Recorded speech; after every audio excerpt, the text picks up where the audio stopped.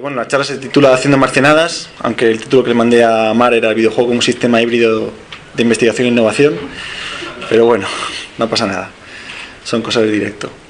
Bien, quería empezar con un vídeo. Hemos visto 4 vídeos, el primero de ellos correspondía al trabajo de Novorama, Invisimals, que es un proyecto que fue muy exitoso las pasadas navidades, que se ha vendido en Europa llegando a ser el segundo en nivel de ventas en Reino Unido. Y el segundo vídeo que vimos, el del cubo, es un proyecto de Julián Oliver, que es aproximadamente del 2006, 3 años anterior al de Novorama. El tercer vídeo que hemos visto es un juego que ha salido recientemente para Nokia, basado en Novi Maps, que aunque coge los mapas precargados, también puede grabar una distancia que hayas recorrido o un camino que hayas hecho, y luego con ese camino que has hecho puedes hacer una especie como de misión, como un circuito de juego, gracias al sistema GPS del Nokia. Y el último vídeo que hemos visto de este chico con la PSP y el GPS, este es un proyecto, de hecho el chico que sale es Antonin Fourneau, y él hizo un proyecto donde los jugadores de este juego pueden dejar por la ciudad sonidos que tú después tienes que ir cazando, andando, porque esos sonidos están geolocalizados en el terreno. Entonces parece que es como si los artistas llegaran a estos conceptos antes, desarrollaran unos prototipos antes, que luego parece que terminan saliendo en el mercado. Entonces a mí me interesa muchísimo este hecho que he visto en repetidas ocasiones en mi entorno, sobre todo desde que empezamos a trabajar en Art Games, y nos empezó a interesar en los contextos de innovación donde esto ocurre. El caso es que también pienso que el videojuego y la cultura del videojuego no es solamente, como ahora se ha puesto de moda en llamar el videojuego, como una industria cultural, con todos esos beneficios fiscales que incluye el hecho de que el videojuego sea una industria cultural, sobre todo desde el gobierno de España y también en algunos otros países occidentales, sino que también el videojuego lleva a cabo una serie de transferencias de conocimiento que abarcan otros campos. Por supuesto, la bien sabida transferencia tecnológica desde el hardware hasta el software. También sobre nuestros propios hábitos de comunicación con la máquina, que podríamos llamar la cultura cibernética, a mi juicio mal llamada cultura de la interactividad, porque es más que simplemente interactividad. Y después, porque también de alguna forma nos regala, nos enseña unas nuevas estéticas que van no solamente de la mano de lo gráfico, sino también de la mano de la experiencia a la hora de jugar. De esa forma creo que el videojuego tiene una manera muy peculiar y muy particular de innovar y de reinsertarse constantemente en la sociedad, modificándola incluso. Bien, si nos vamos ya a información muy reciente, como la charla de Jane McGonigal en TED.com, pues ella dice incluso del Institute for Future de Palo Alto, que si queremos resolver los problemas como el hambre, como la pobreza, como la guerra, como los conflictos bélicos, etcétera, realmente lo, entre comillas, único que tenemos que hacer es jugar 21.000 millones de horas por semana a los juegos online.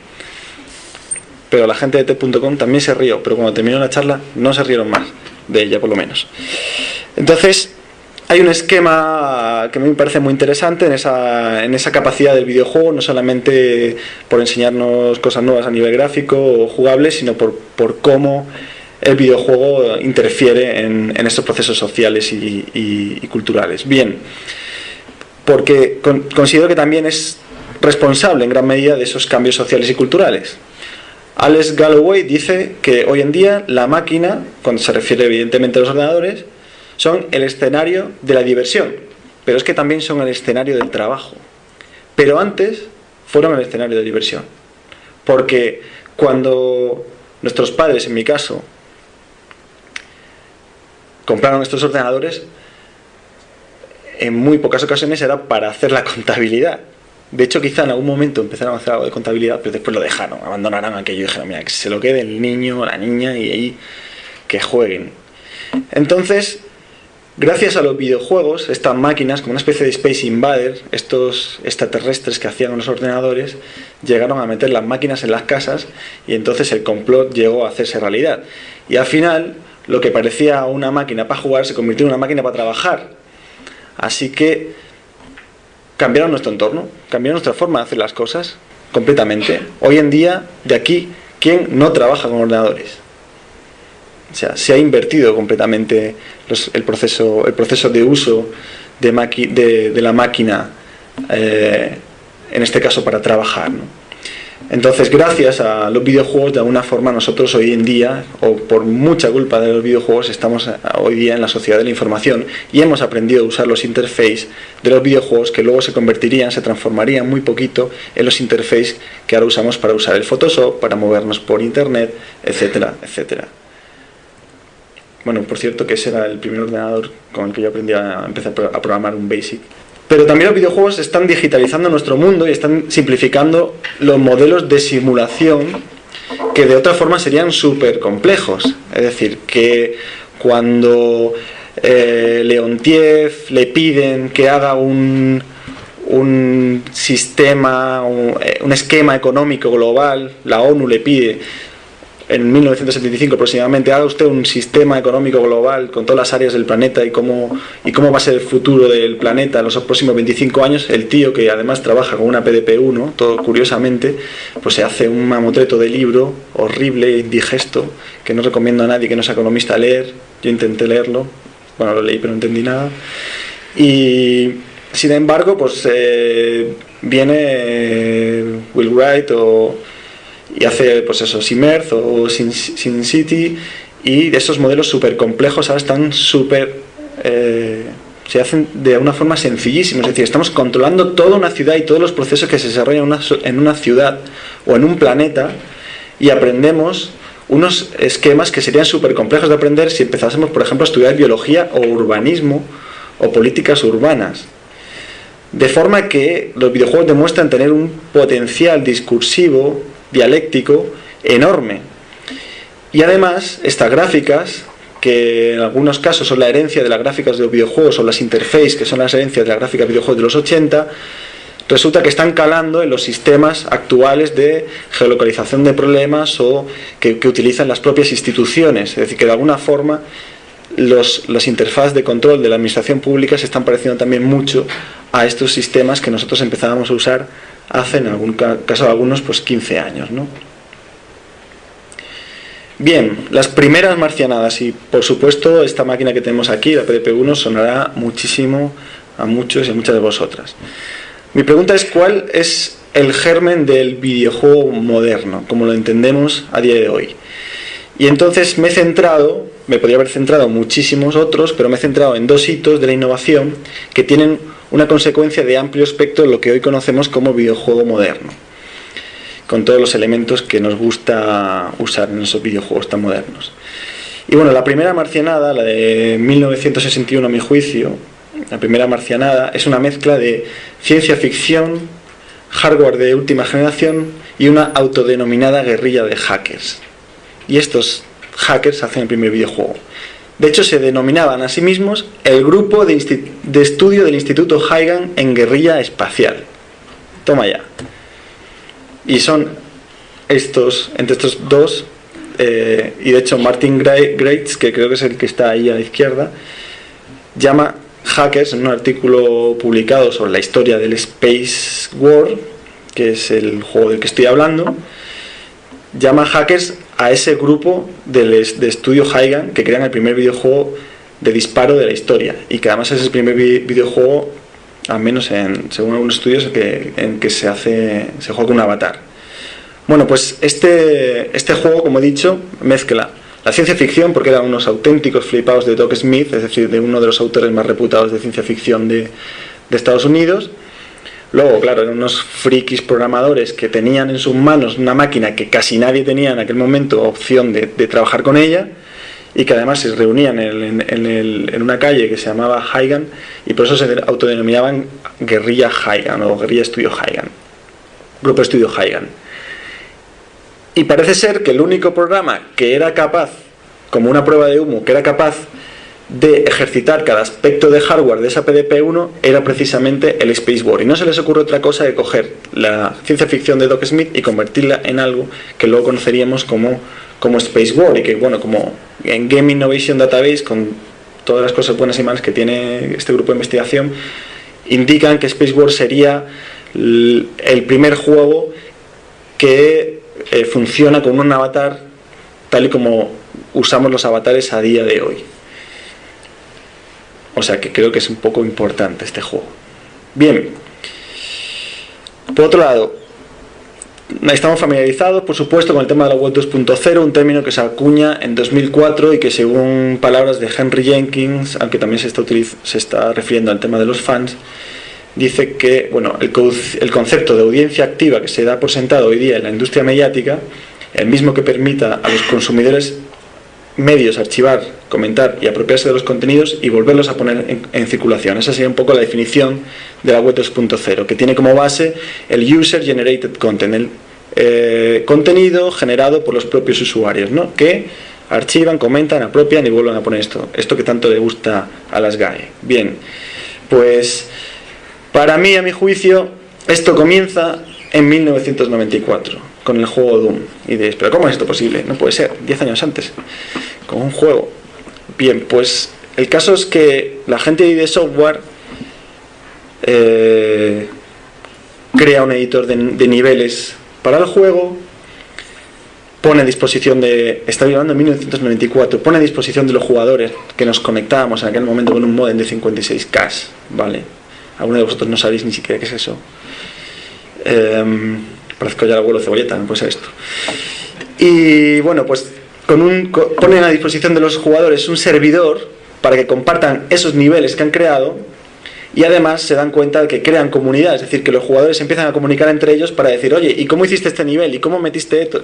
Entonces se genera, de alguna forma, y en contra de todas las normas de economía y de marketing, un subproducto sobre un producto. Y además es un subproducto, un anexo al producto, que extiende la vida del producto inicial. Y eso, para cualquier economista, sería el suicidio, porque dirías, le vas a sacar menos rentabilidad a tu producto. Y sin embargo, lo que ellos consiguen es vender 3,6 millones de unidades solo en Estados Unidos. Y alguno de ellos se compró un Ferrari Testarossa, o sea que tampoco les fue tan mal. Eso por un lado. Por otro lado, por supuesto, Doom 2 3D, aunque ya habían sacado Castle of Wolfenstein anteriormente, no con tanto éxito quizá por esta estrategia, Doom 2 3D es el padre de los shooters, y los shooters son el género estrella de los videojuegos contemporáneos, y bueno, estos son los genios de tamaña transferencia de conocimientos económica, electrónica, y todo gracias a un videojuego que estaba claramente influenciado por la ciencia ficción, por los zombies y la tecnología, y digamos que este repuntaje de uso de la tecnología de forma militar y casi marciana, y bueno, y acceso a tecnología más democratizada en ese momento que cuando sucedió lo de Space War, por supuesto. Es decir, que esto también es fruto de que había ordenadores personales más o menos baratos y que había acceso a programar juegos con esos ordenadores de una forma mucho más abierta. Bueno, no sé si sabéis el argumento de Doom 2 3D, es que hay una agencia aeroespacial privada que hace un experimento de mandar a unas lunas de Júpiter a un tipo, y resulta que el experimento sale mal, y resulta que lo manda a una especie de infierno que está allí, ¿no? Bueno, algo así, si es que realmente se puede llegar a entender ese argumento. Bueno, Zenimax compró ID Software por muchísima pasta, pero creo que hizo una subida en bolsa en unos 105 millones de euros, o pidió 105 millones de euros, para que debería ser el 10% de lo que pagó por ID Software. O sea que bueno, que parece que la locura o la marcianada a esta gente de ID Software le salió bastante bien. Para mí, donde hay creatividad hay evolución. Lo que sucede es que, claro, en el marco de la industria del videojuego, quizá esto no genera beneficios inmediatos, ¿no? Bueno, son muy reacios, desde luego, a meter pasta en cuestiones de innovación, sobre todo en cuestiones marcianas. Sin embargo, yo creo que hay un montón de experimentos muy exitosos, como este de Foldit, no sé si lo conocéis, que me gustaría mencionar como un poco por dónde creo que podrían ir los tiros y que nos irían, y que podría ser incluso hasta muy divertido. El tema de Foldit, que bueno, no es nada divertido, pues se ha dicho, pero que el concepto sí que me parece muy interesante, es que un grupo de científicos cogen y hacen un juego para que miles de personas en internet puedan recombinar moléculas, de manera que todas esas moléculas recombinadas por usuarios, por jugadores, pasan a una base de datos, ellos hacen un barrido y se quedan con las mejores. Es decir, ¿para qué tener no sé cuántos ordenadores, no sé cuántos servidores con no sé cuántos núcleos haciendo estas combinaciones cuando la pueden hacer seres humanos, que de hecho lo van a hacer con conciencia, ¿no? O con estilo, que diría Carlos León incluso? Entonces, esto casa con esta nueva teoría que se ha puesto de moda, que vemos a nuestro colega Punset en la televisión hablando de la teoría de la red de cerebros o de inteligencia compartida, que gracias a los videojuegos parece que está tomando mucho más sentido, cuando muchas mentes se unen para resolver problemas de una forma colaborativa, divirtiéndose y de una forma casi inconsciente. Hay otro ejemplo que me gustaría mencionar, que es el de Star Wars Galaxies, cuando cogieron a jugadores de Star Wars Galaxies y les dieron unas pruebas médicas para que hicieran un diagnóstico, y entonces se dieron cuenta de que la mente común, la supermente común, que dirían los Starcraftianos, si hay aquí Starcraftianos, pues la supermente común la supermente común humana, daba un diagnóstico acertado entre un 60 y un 80% de las ocasiones, mientras que el porcentaje de acierto de un médico especializado que ha estudiado durante no sé cuántos años era de entre un 30 y un 45% de acierto. Con lo cual creo que aquí hay bastante potencial. También por dónde va un poco los tiros en esto de los juegos, incluso un poco más allá de solamente el tema del videojuego, y que creo que además compatibiliza mucho con la charla que hemos escuchado antes, la charla de Fred. Un poco lo que Javier Candeira, cuando estuvo en Open Art Games pasado, dijo, el tema de ludizar o el sistema, o gaming the system. Voy a poner un vídeo que me parece muy interesante a este respecto y que seguro ya conocéis, que es este vídeo de Fan Theory.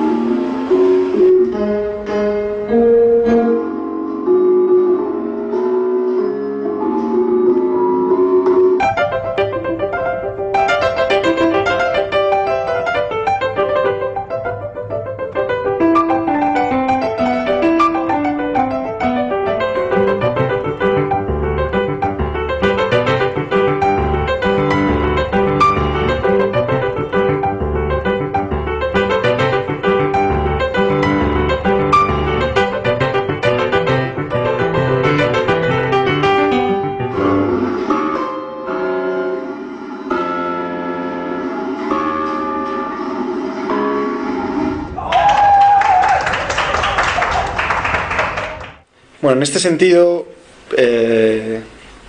estos para mí serían un poco los 4 aspectos en los que el videojuego pues tiene más capacidad de innovación Y hay que decir que la industria del videojuego, aparte que haya estas iniciativas que son paralelas a la industria del videojuego, la industria del videojuego sí que innova, sí que gasta muchísimo dinero en innovar, porque también hay una alta competitividad entre estudios y también entre plataformas, de forma que la industria del videojuego resulta que es de las que más porcentaje de dinero utiliza, de los beneficios utiliza para innovar.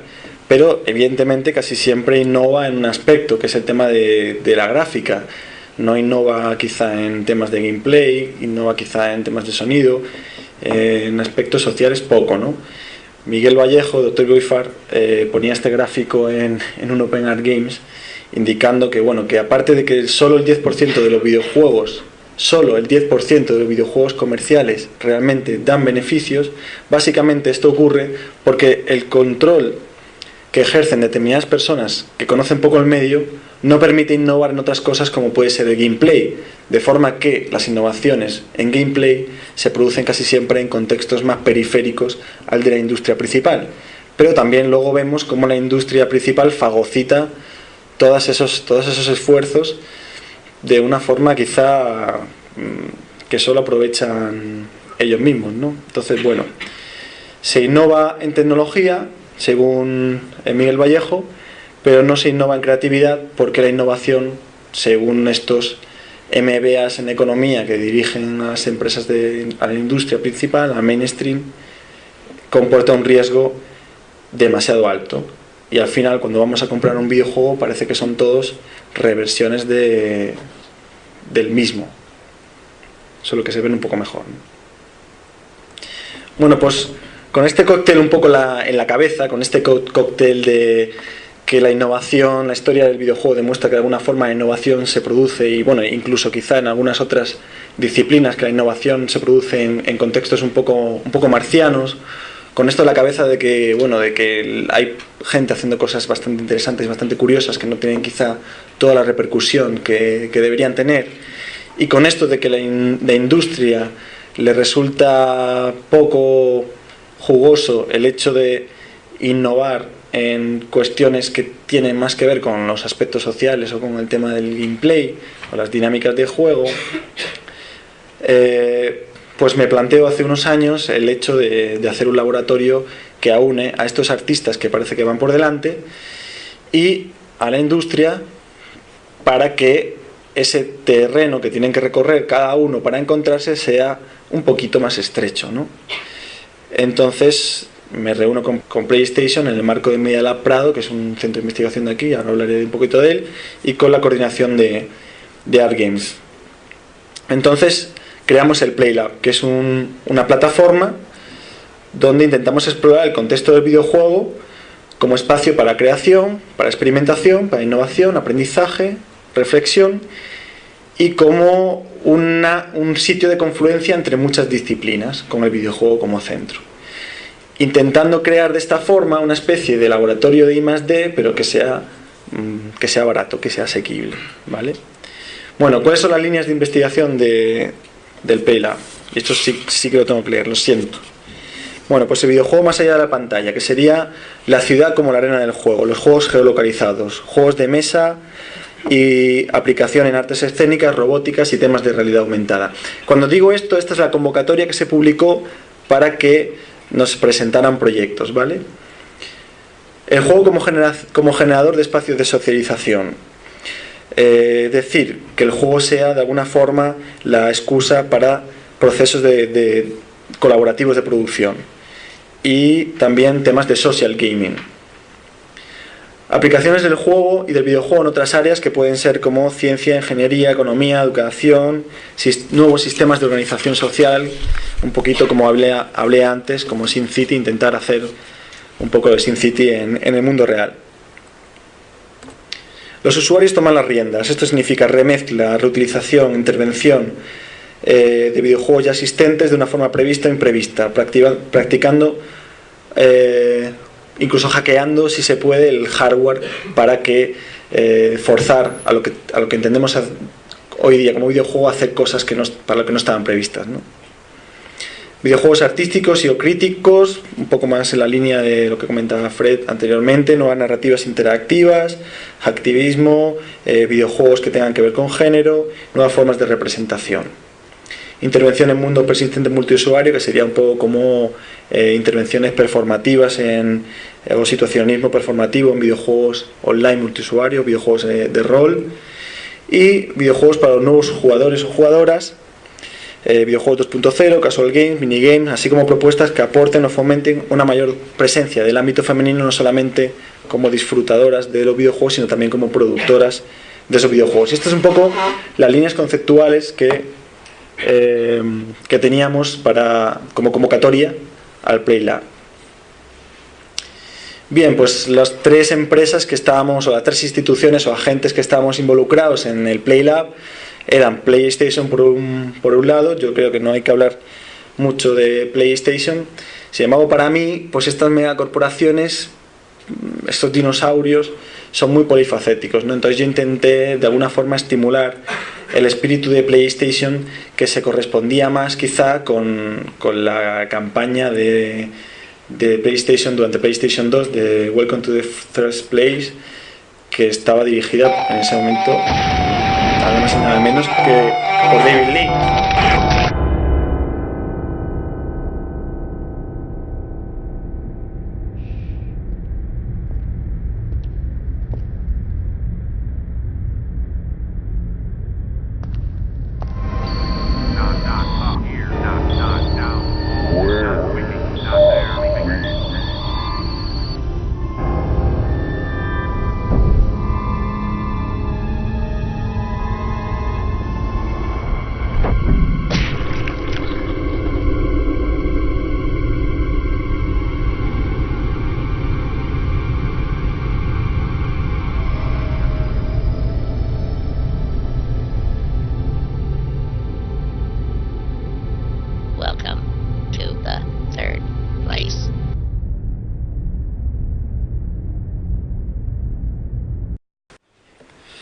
Entonces, de alguna forma yo esperaba encontrar una sinergia en Sony España que estuviese un poco más acorde con esto, ¿no? Con esta necesidad de posicionarse en el mercado, quizá incluso poniendo recursos para innovar.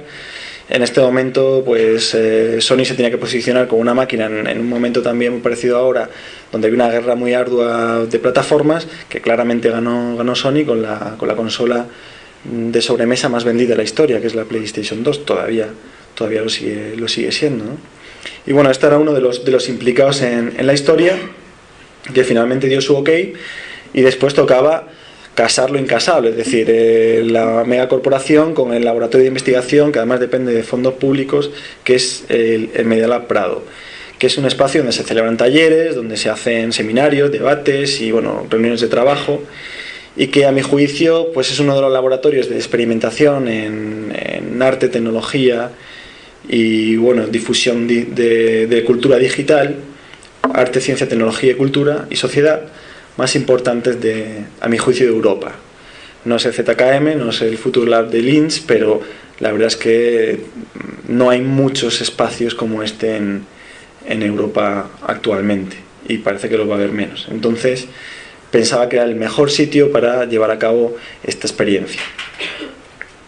Actualmente el Media Lab Prado pues tiene estas líneas de investigación, estas 5 líneas de investigación, que bueno, son interactivos, usos creativos de la electrónica y de la programación, inclusiva.net, investigación y reflexión con cultura de redes, bueno, visualizar, laboratorio de Procomún y AV Lab. Por el perfil de estos proyectos pensaba también que PlayLab y las ganas que Media Lab tenía de trabajar con el concepto del juego, pues que podíamos tener un poco el espacio de trabajo en Media Lab, y que la convocatoria se podía articular a través de Media Lab, dado que Media Lab, como están estas redes de investigación europeas, bueno, internacionales realmente, pues tenía gran capacidad convocatoria para atraer a profesionales a hacer sus proyectos en el PlayLab.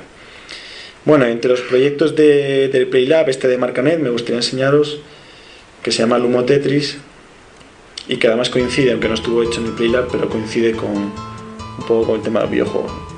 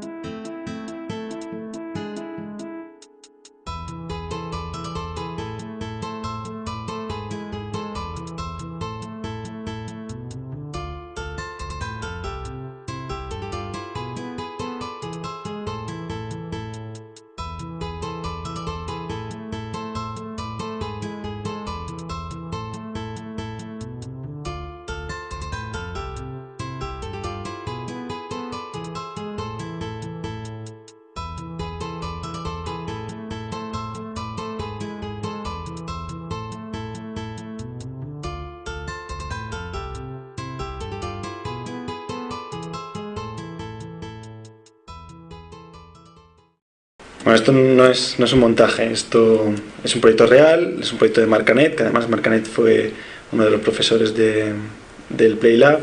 Y bueno, este no está en el contexto del PlayLab, está en el contexto de los Open Up. Sabéis que han puesto una pantalla en Media Lab Prado y entonces abrieron una convocatoria para qué hacer con esta pantalla, ¿no? Entonces este fue uno de los proyectos seleccionados.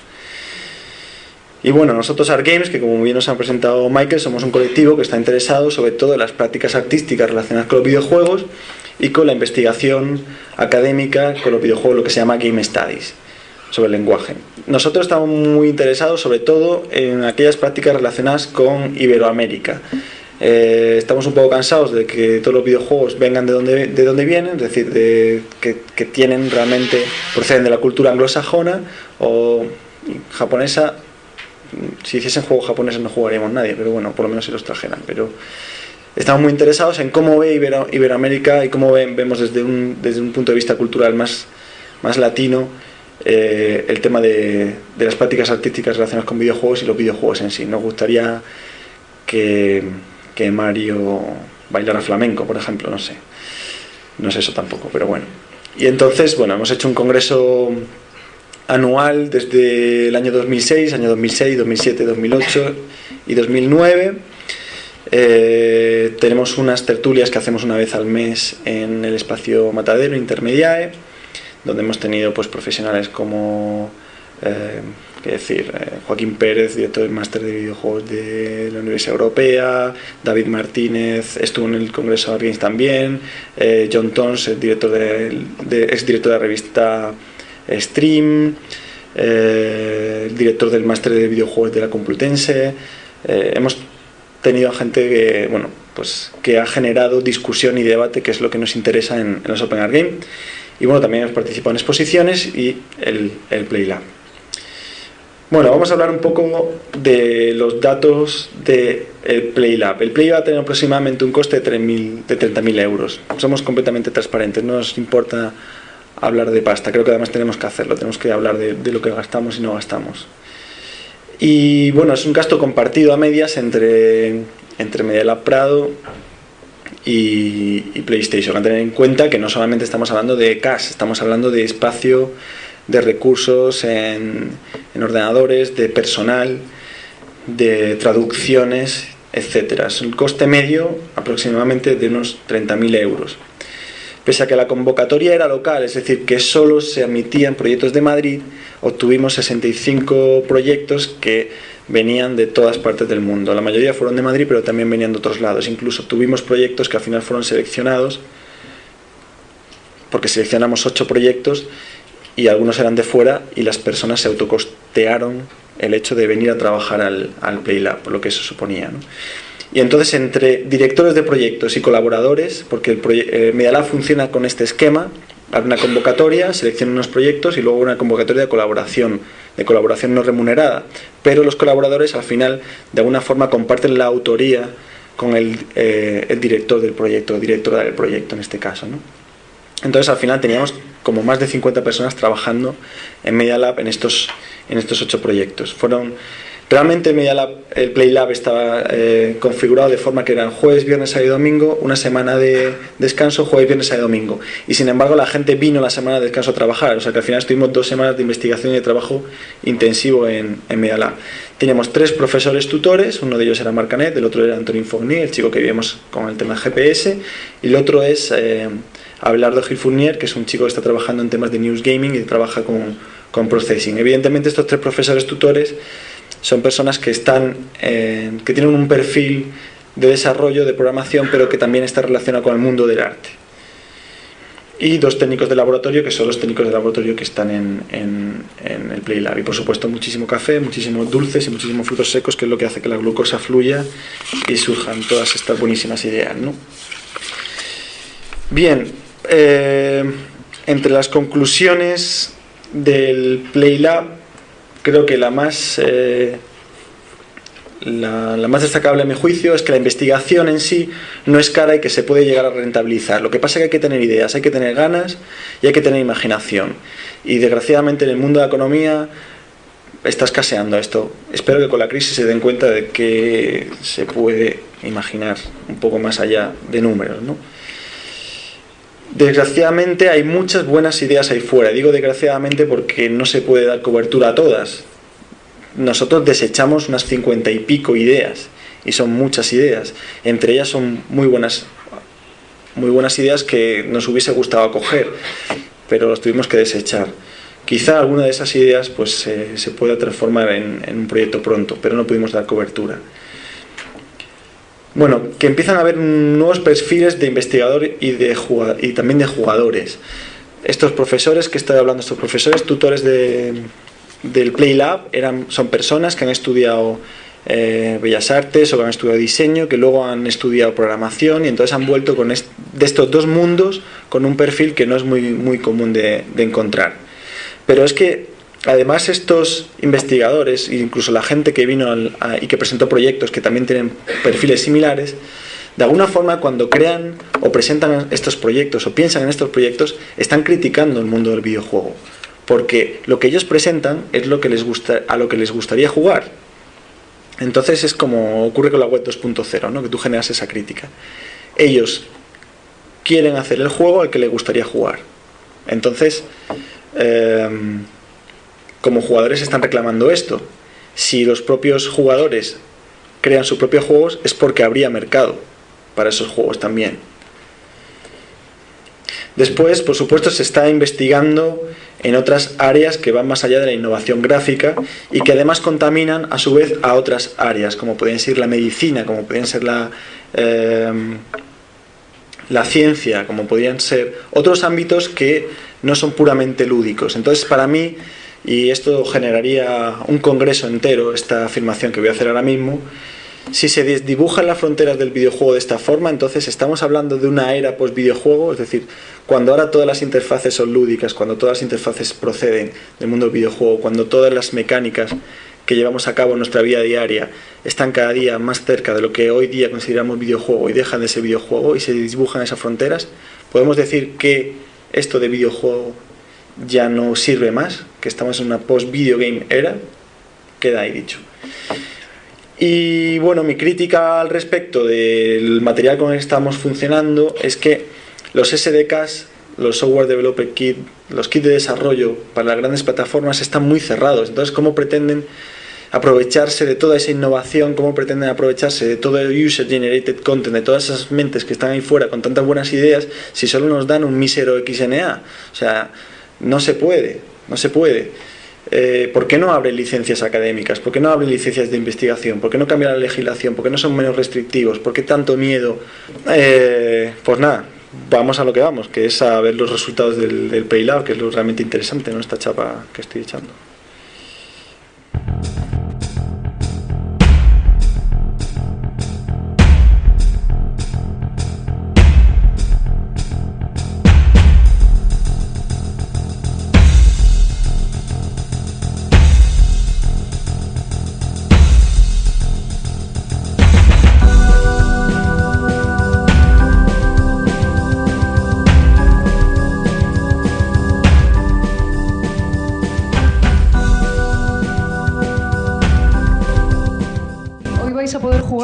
El primer nivel, que es Claudia Picaporte en su oficina de trabajo. ¿Esto por qué hace cosas tan raras? A ver, no, va a ser que... No, Lucía no está en casa, ¿Debajo del mueble? Debajo del mueble. Sí, ahí atrás está muy oscuro, pero hay algo, veo algo. Del bolso del maquillaje. Dentro del bolso de maquillaje. Vamos a ver, bien. A ver qué hay aquí. Puede ser... Maquillaje... ¡La ficha de acceso! ¡Bien! Sí, hemos encontrado alguna cosa. Lo primero es el tablero, ¿no? El tablero, para aquí, pues es un tablero de la OCA en espiral. Muy bonito, la verdad. A mí me parece una maravilla. Esta era una primera versión en blanco, con todas las casillas especiales y demás. Sabéis que el juego de la OCA pues es que hay una serie de casillas que son especiales, hacen fichas, bueno, así en principio parecen un poco feas, pero es que tienen que ser así porque son fichas, son marcas fiduciarias que tiene que reconocer el ordenador para poder situarlas encima de ese tablero y mostrar, bueno, pues encima una serie de imágenes y llevar pues el tracking de la posición, y dentro de los modelos 3D hicimos unos modelos tridimensionales para las casillas especiales que se iban a mostrar en el centro del tablero. Ahora una serie de imágenes, un montón de ellas, una por casilla, ¿vale?, que se mostraban, o sea, que tienen que mostrar encima de las fichas de cada jugador, ¿veis? Si es que es una maravilla de trabajo. ¿Veis? Este es el tablero.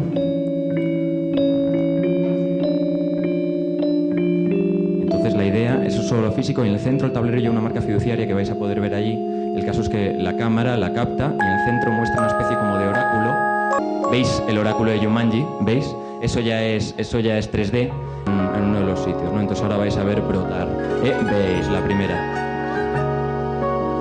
¿Veis? Es un ciervo. Bueno, el pozo, por ejemplo, ¿no? Entonces vas con el pozo y esas son las fichas de jugar, ¿vale? El tablero, por un lado, y la cámara, una cámara y una televisión o una pantalla de ordenador en el que se van mostrando, pues, por las distintas partes del juego. The Maze EV es un juego para 2 jugadores en el que un jugador utiliza una mesa multitouch en el que tiene unas paredes con las que tiene que construir un laberinto. Entonces, una vez que construye el laberinto, utiliza unas fichas que tienen fiducias por debajo, que la cámara que está dentro de la mesa los detecta, y con estas fichas posiciona la entrada y la salida del laberinto. Entonces, una vez que lo ha diseñado, el laberinto se envía al ordenador en el que juega el otro jugador, y el otro jugador ve el laberinto en primera persona, en 3D. Y tiene un tiempo para encontrar la salida. Bueno, lo primero fue diseñar la mesa en la que iba a estar dentro el proyector, la cámara, las luces de infrarrojos, el ordenador. Y bueno, este es el modelo 3D, esta es la cámara ya, la mesa ya construida. En el interior, pues bueno, podemos encontrar todo lo que he mencionado. Hay un espejo también para tener más distancia de proyección y así poder cubrir toda la superficie. Hemos utilizado Reactivision, que es un framework que detecta estos patrones. Así un poco a lo bruto de lo que estaría viendo el jugador mientras se mueve. Hemos conseguido enchufarle la alfombrilla de Dance Dance Revolution a la parte del jugador del laberinto, por así decirlo. O sea, tenemos el laberinto en 3D, podemos controlarlo por la alfombrilla, tenemos la parte de la mesa casi terminada también. Lo que uno tiene que hacer es llevar un poco los personajes desde una punta del escenario hasta la salida, y en este caso, en vez de hacerlo a través de una interfase gráfica, uno va recortando estas figuras en papel, como pueden ver en la mesa, y va llenando las partes vacías con plastilina.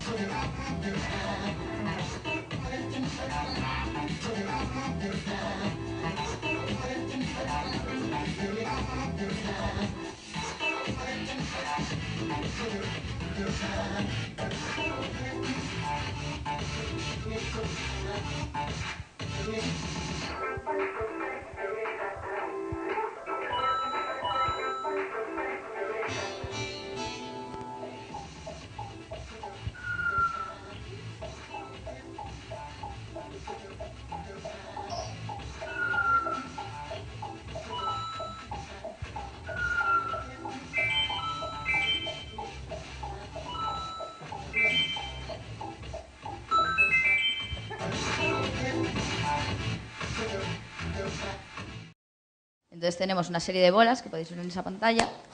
Hay una que es el bonus y la otra que es la mala. Entonces, si te comes el bonus, puedes empezar a comerte las bolas, y si te comes la mala, mueres. O si tienes el bonus, te lo quita. Este es el funcionamiento del juego. Dentro de este espacio, donde yo me moveré con estos LEDs infrarrojos que serán captados por la cámara, con el sistema de traqueo que está en la primera pantalla, se verá el movimiento en el mundo 3D que está en la segunda, pasan los sonidos que se escuchan por los 4 altavoces y que se supone que son los que nos orientan en el juego, porque el jugador solo tiene acceso a los sonidos, no tiene acceso a la visualización. Entonces tienes que aprender a escuchar dónde están las bolas y moverte hacia ellas y ubicarte dentro de ese espacio solo mediante los sonidos. Estamos por un módulo de tracking hecho en PD utilizando el porting de las librerías OpenCV, que por quien sabe son las librerías que más se utilizan dentro del mundo de Computer Vision. De este protocolo Open Sound Control enviamos los datos del traqueo al Game Engine. Ella se mueve y es el avatar que corresponde a Eurydice en este momento y va golpeando estas bolas. Este mundo 3D tiene unas físicas y entonces, dependiendo un poco de la fuerza del movimiento, va empujando estas bolas. Pasando en este motor de juego, tiene un correspectivo dentro del Audio Engine. El Audio Engine también está programado en Pure Data y se encarga de la espacialización del sonido. Es decir, tenemos 4 altavoces y cada bola se refiere a un sonido y este sonido se mueve de una forma espacial dentro del espacio de estos 4 altavoces. Actually, this project, from my point of view, is more of a conceptual project because this EEG technologies exist for nearly 100 years, maybe more than 100 years. It's brain device and everything, but for us, in the game, in this Mexican standoff situation, which is basically 2 guns pointed to the opponent, in order to shoot the gun, you need to relax.